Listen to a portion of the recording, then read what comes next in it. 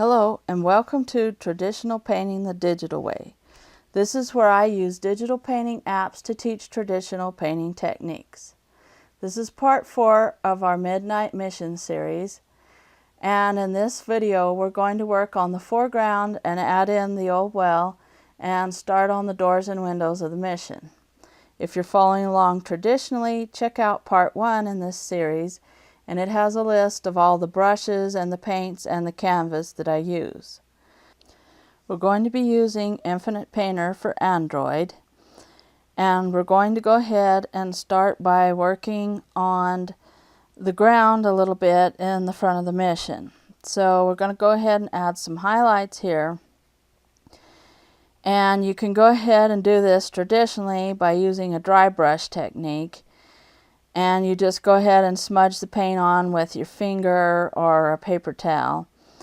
And I'm using the blending setting in Infinite Painter here just to blend in the ground.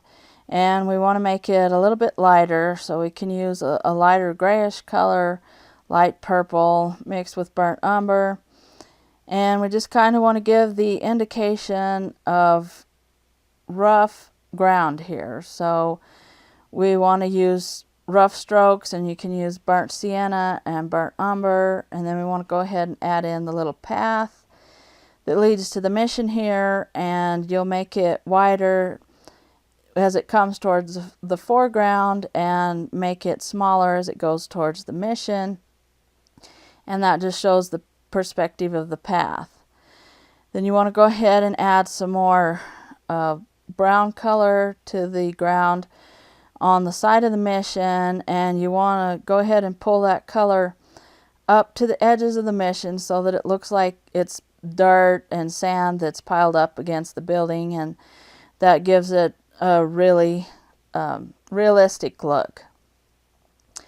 And then you can go ahead and work on the left side of the painting, add a little bit lighter colors to it because the moonlight's going to be kind of shining through there, so you want a grayish color, and you want to go ahead and blend it in again and just leave short choppy brush strokes there because we want to give the impression of dirt and rocks and just a sort of a ground look there, a clumpy ground look. And so you can go ahead and add in some strokes of gray along in the front there, and I'm working on the background a little bit more, just adding a little bit darker color to it. And you want to go ahead and add this color throughout your painting for a little bit of color continuity. And then I'm smoothing out the path here a little bit. We want it to look like it's sort of not a just kind of the way people have been walking. You don't want it to be a big fancy looking path because this is just an old mission sort of out in the desert.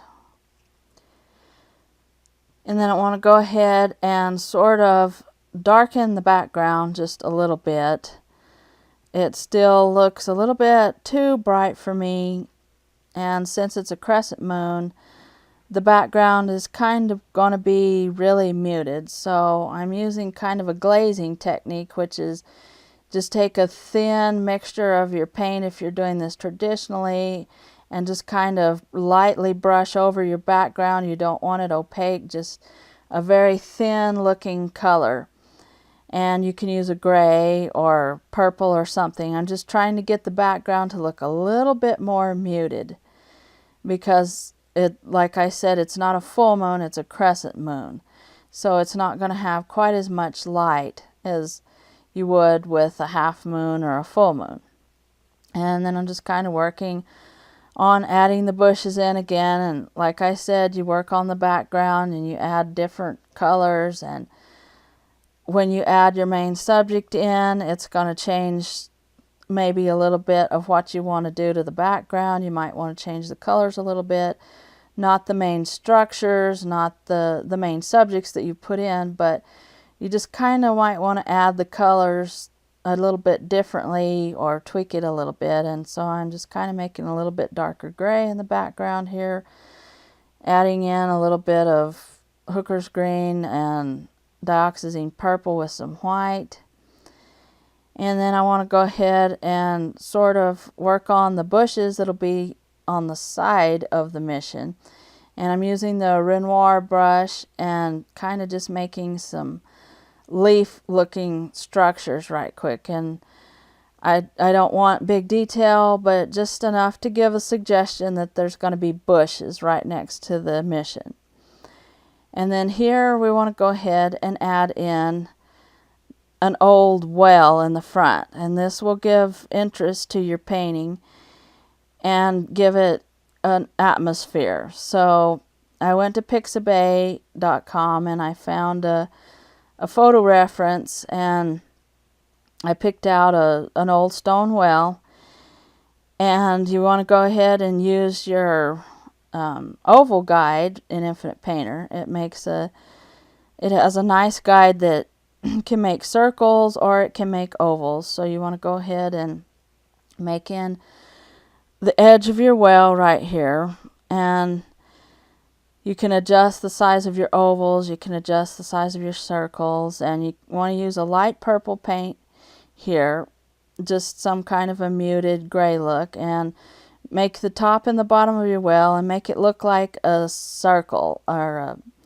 kind of a cylinder. You don't want it a circle, but kind of a cylinder shape here. And sometimes the guide's a little bit fidgety and you have trouble making it do the line right, but you can use it pretty good and it will work, well enough that you can get the shape. And then I kind of just freehanded the edges and adjusted the shape of the edge of the well with freehand there.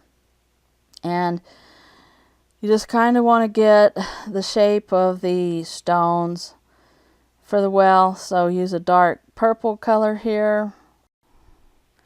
You want to go ahead and make the stones look dark on the back side, and then sort of on the left side the stones need to be a little bit lighter, like the moonlight is shining over the top of the mission, so it's kind of going to hit the edges of the well.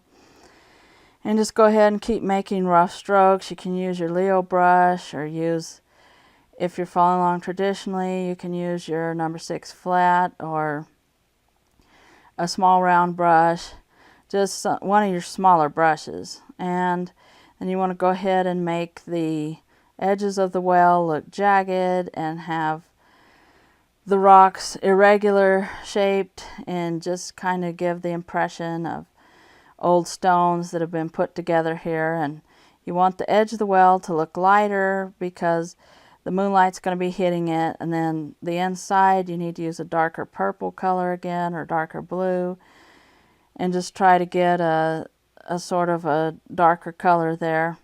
And you can add indications of light in the under the edge on the well, and that just shows that the moonlight's kind of hitting over the edge of the well, and it sort of shows the shape of the stones. We don't want anything too detailed. We're just trying to kind of get an indication and an impression of an old well here. And then you want to go ahead and sort of bring the dirt up on the edges of the well, like the sand has blown up against it, and just use some burnt umber color and some burnt sienna, and just kind of give indications of dirt up against it, and give indications that they might have put some stones around the well. Just add some light brown color right there. Go ahead and add these stones along the edge of the path as well. Just give some indications right now. Just smudge in some lighter brown color here. Throw in a little bit of purple to gray it, and just smudge it. And you can use your finger or a paper towel if you're following along traditionally, and you can set your Infinite Painter to blending, or you can adjust the smudge factor in each brush there in the settings, and just kind of blend it into the ground there. We just want to give an indication of some stones set in the dirt, and I'm kind of smudging the color out on the well a little bit. And then we kind of want to go ahead and start on the doorways. And the mission is going to have arch looking doorways, so we want to go ahead and make an arch and take some burnt umber and use it for your doorway color, and use it for the windows because we're going to make them look dark, and then we're going to put candles in them, and that will give a really neat glow effect if you start with the dark and then add a little bit of light. So I'm just kind of adjusting the shape of the doorway here and adding in the windows on the side. And this mission is based on a ruin that's found in Big Bend National Park in Texas. And I just kind of wanted to take this general structure of that mission and imagine it as it was in its heyday, and just kind of show what it might have looked like way back when. And I'm going to go ahead and use the perspective tool to line up the bottoms of the windows on the right side of the mission because they're in perspective. And when you're doing this, traditionally you would use a T-square or a ruler, and you would set your point off your paper a little ways and just line it up that way. But that's how you do it, you know, when you're following along traditionally. And I also use the guide to straighten out the doors, and I'm adding a little bit of some dark into the bell tower here to show where the pole goes across, and I'm putting in the shape of the bell here. Just you want indications of where the bell is going to be, and it also shows the thickness on the left side of the bell tower because that's what it would look like when you're looking from that direction. And this is the end of part 4 of our Midnight Mission series. In the next part, we're going to go ahead and add the vegetation and the old dead tree that is next to the mission. So thanks everybody for watching, and thank you for all your support. If you have any questions, just leave them in the comments down below, and I will catch you later.